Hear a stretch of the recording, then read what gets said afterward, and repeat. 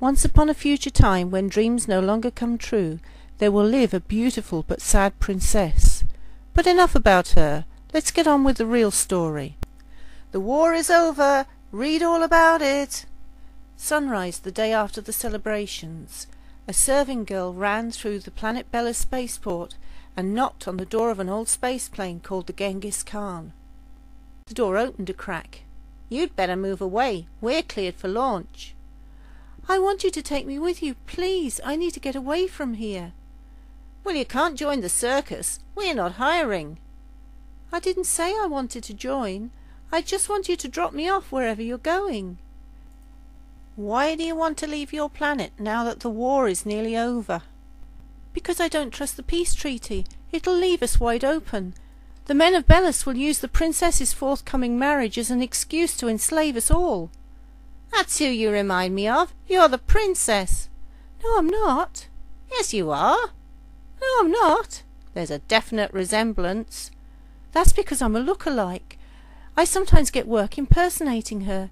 You probably don't know this, but when you see the princess at official engagements, it isn't really her. It's a decoy, someone expendable like me." "We're not licensed for passenger transport, so you still can't come with us. Now, if you'll excuse me, we'll be late for our gig on Astros." As the door started to close completely, the girl held up a 50-quid note. "Where did you get that?" "Danger money. You don't think I would risk my life playing decoy for free, do you?" The door swung open, and a very tall, very thin man bent over and took the money out of her hand as she walked past him. "I'm Lydia," she said. "My name's Jerome."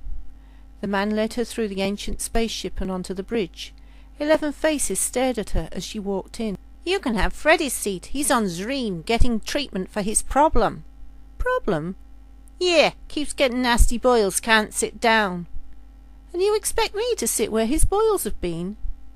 "All the other seats are taken." "You can have my place, mistress." A very short man, almost as wide as he was tall, unstrapped himself from his own chair and settled into Freddy's questionable ones. "Thank you, sir, thank you." Lydia gratefully settled herself into the dwarf's tattered seat. "Take off in 2 minutes. Please fasten your seat belts. Make sure that your tray tables are stowed and that your seats are in the upright position." "Who's that?" Lydia ventured to ask. "Geraldine. She's our mechanic and our pilot and our tattooed lady." "So this is a freak show?" An older woman's voice came from the back row. "No, it's a circus of special people who are also good performers, which you would know if you had visited our tent during the festivities."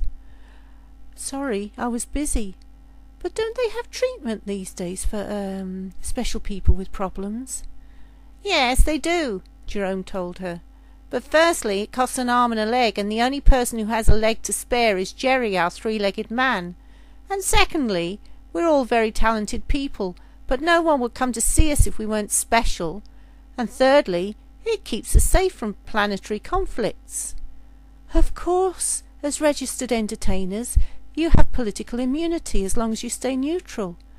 There was no more time for talk, because the engines roared and the pot-bellied space plane took off and headed for the edge of space.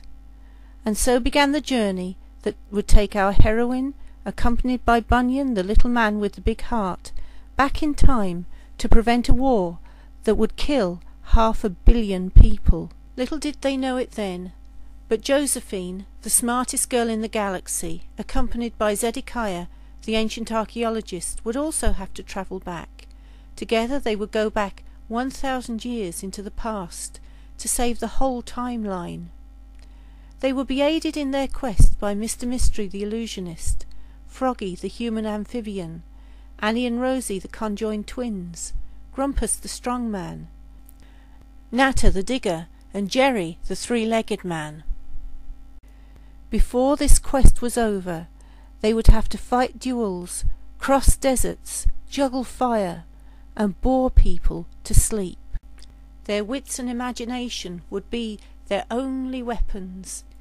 It would take everything that they had to keep one step ahead of Joseph Brightfield and his infamous Time Guardians.